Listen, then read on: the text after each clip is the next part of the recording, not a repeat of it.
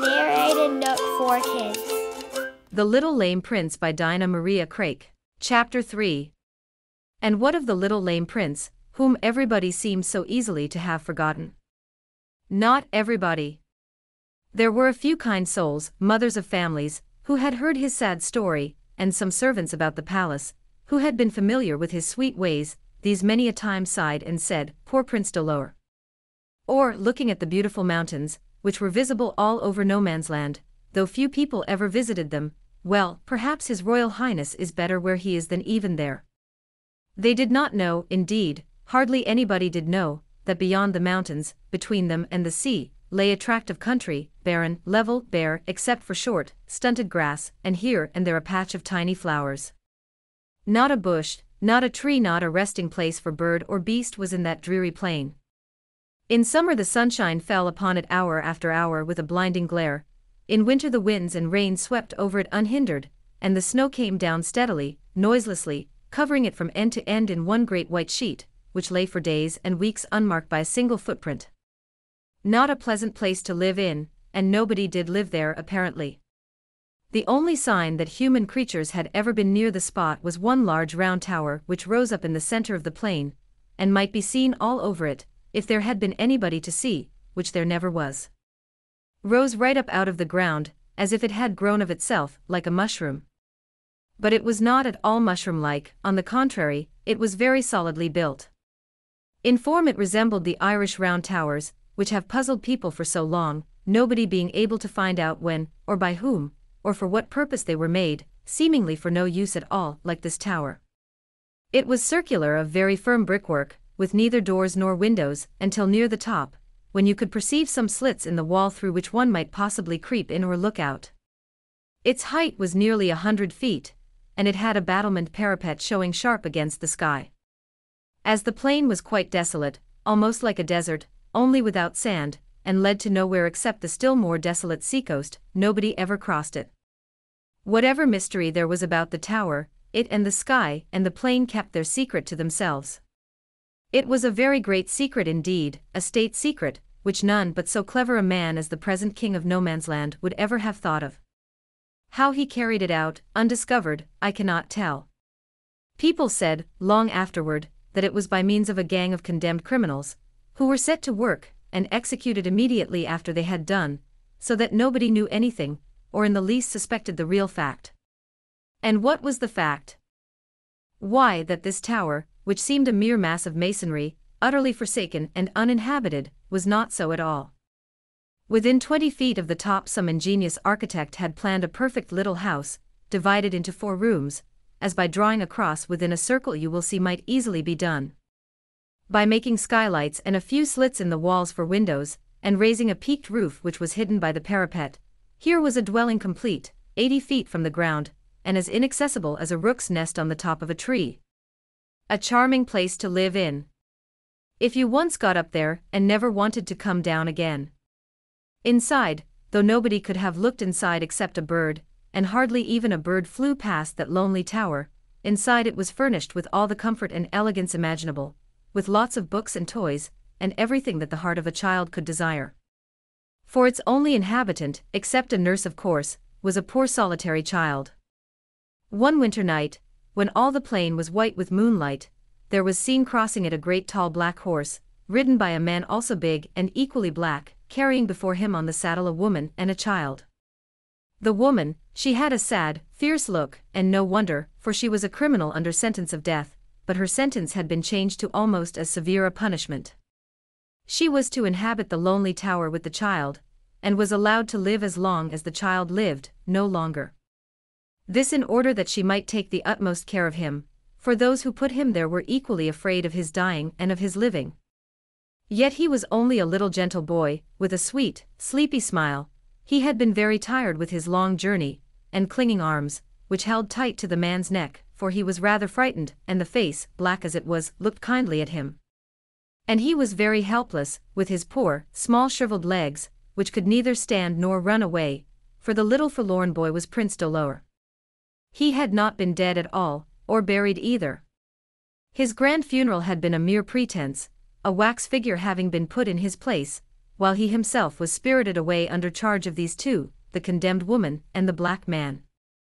The latter was deaf and dumb, so could neither tell nor repeat anything. When they reached the foot of the tower, there was light enough to see a huge chain dangling from the parapet, but dangling only halfway. The deaf-mute took from his saddle wallet a sort of ladder, arranged in pieces like a puzzle, fitted it together, and lifted it up to meet the chain. Then he mounted to the top of the tower, and slung from it a sort of chair, in which the woman and the child placed themselves, and were drawn up, never to come down again as long as they lived. Leaving them there, the man descended the ladder, took it to pieces again and packed it in his pack, mounted the horse and disappeared across the plain. Every month they used to watch for him, appearing like a speck in the distance. He fastened his horse to the foot of the tower, and climbed it, as before, laden with provisions and many other things. He always saw the prince, so as to make sure that the child was alive and well, and then went away until the following month.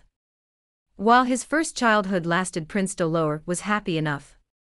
He had every luxury that even a prince could need, and the one thing wanting, love, never having known, he did not miss.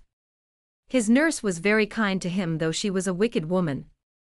But either she had not been quite so wicked as people said, or she grew better through being shut up continually with a little innocent child who was dependent upon her for every comfort and pleasure of his life. It was not an unhappy life. There was nobody to tease or ill-use him, and he was never ill. He played about from room to room. There were 4 rooms, parlor, kitchen, his nurse's bedroom, and his own, learned to crawl like a fly, and to jump like a frog, and to run about on all fours almost as fast as a puppy. In fact, he was very much like a puppy or a kitten, as thoughtless and as merry, scarcely ever cross, though sometimes a little weary. As he grew older, he occasionally liked to be quiet for a while, and then he would sit at the slits of windows, which were, however, much bigger than they looked from the bottom of the tower, and watch the sky above and the ground below, with the storm sweeping over and the sunshine coming and going, and the shadows of the clouds running races across the blank plain. By and by he began to learn lessons, not that his nurse had been ordered to teach him, but she did it partly to amuse herself. She was not a stupid woman, and Prince Dolor was by no means a stupid boy, so they got on very well, and his continual entreaty, "What can I do? What can you find me to do?" was stopped at least for an hour or 2 in the day. It was a dull life, but he had never known any other, anyhow, he remembered no other, and he did not pity himself at all. Not for a long time, till he grew quite a big little boy, and could read quite easily. Then he suddenly took to books, which the deaf-mute brought him from time to time, books which, not being acquainted with the literature of no man's land, I cannot describe, but no doubt they were very interesting, and they informed him of everything in the outside world, and filled him with an intense longing to see it. From this time a change came over the boy. He began to look sad and thin, and to shut himself up for hours without speaking. For his nurse hardly spoke, and whatever questions he asked beyond their ordinary daily life she never answered. She had, indeed, been forbidden, on pain of death, to tell him anything about himself, who he was, or what he might have been. He knew he was Prince Dolor, because she always addressed him as "my prince," and "your royal highness," but what a prince was he had not the least idea. He had no idea of anything in the world, except what he found in his books. He sat one day surrounded by them, having built them up round him like a little castle wall. He had been reading them half the day, but feeling all the while that to read about things which you never can see is like hearing about a beautiful dinner while you are starving. For almost the first time in his life he grew melancholy, his hands fell on his lap, he sat gazing out of the window slit upon the view outside, the view he had looked at every day of his life, and might look at for endless days more. Not a very cheerful view, just the plain and the sky, but he liked it. He used to think, if he could only fly out of that window, up to the sky or down to the plain, how nice it would be. Perhaps when he died, his nurse had told him once in anger that he would never leave the tower till he died, he might be able to do this. Not that he understood much what dying meant, but it must be a change, and any change seemed to him a blessing.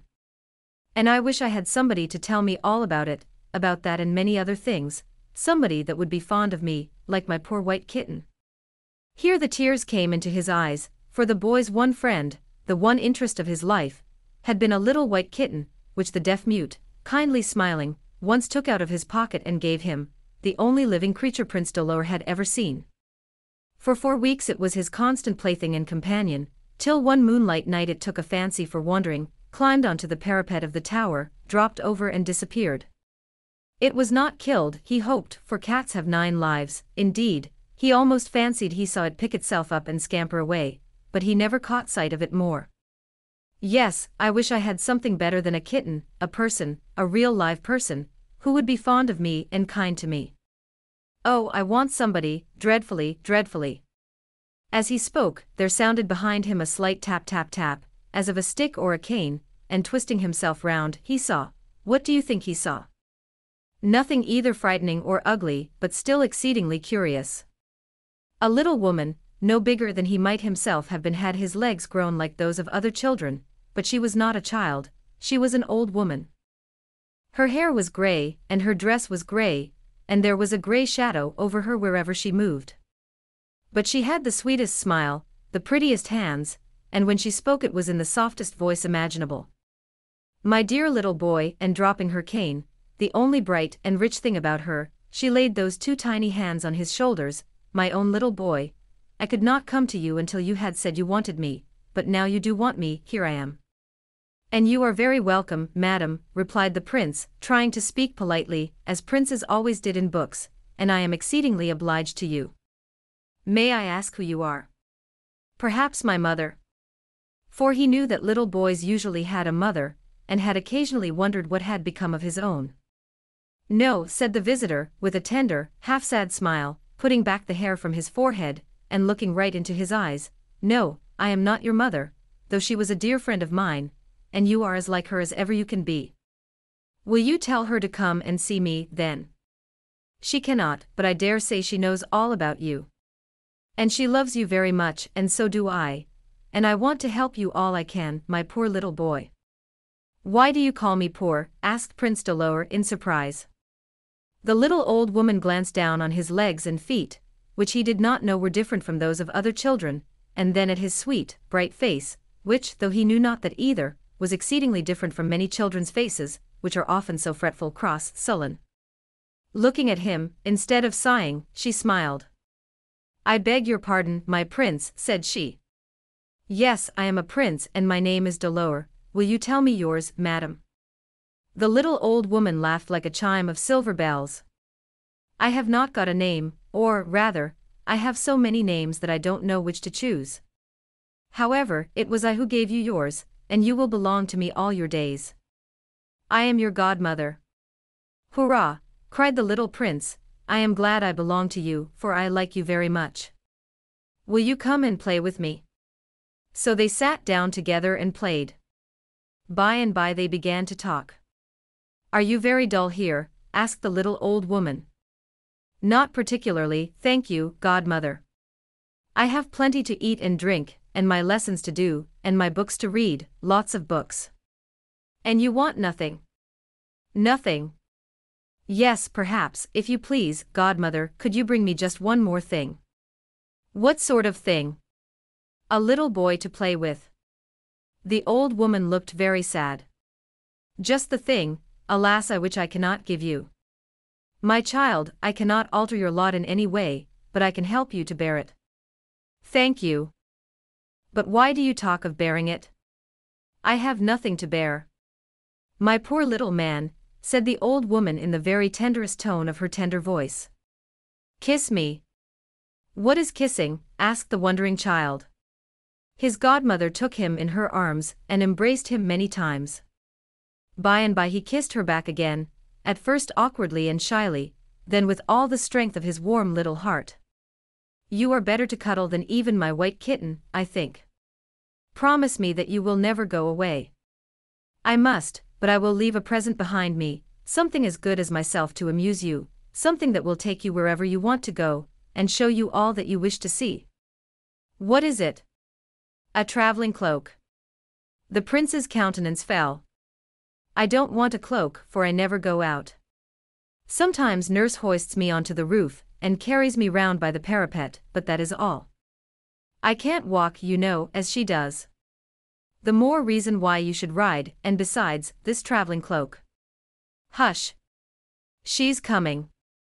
There sounded outside the room door a heavy step, and a grumpy voice, and a rattle of plates and dishes. It's my nurse and she is bringing my dinner, but I don't want dinner at all, I only want you. Will her coming drive you away, godmother? Perhaps, but only for a little while. Never mind, all the bolts and bars in the world couldn't keep me out. I'd fly in at the window or down through the chimney. Only wish for me and I come. Thank you, said Prince Dolor, but almost in a whisper, for he was very uneasy at what might happen next. His nurse and his godmother, what would they say to one another? How would they look at one another? Two such different faces, one harsh-lined, sullen, cross, and sad, the other sweet and bright and calm as a summer evening before the dark begins. When the door was flung open, Prince Dolor shut his eyes, trembling all over. Opening them again, he saw he need fear nothing. His lovely old godmother had melted away just like the rainbow out of the sky, as he had watched it many a time. Nobody but his nurse was in the room. What a muddle your Royal Highness is sitting in, said she sharply. Such a heap of untidy books, and what's this rubbish, knocking a little bundle that lay beside them. Oh, nothing, nothing, give it me, cried the prince, and darting after it, he hid it under his pinafore, and then pushed it quickly into his pocket. Rubbish as it was left in the place where she sat, and might be something belonging to her, his dear, kind godmother, whom already he loved with all his lonely, tender, passionate heart. It was, though he did not know this, his wonderful traveling cloak.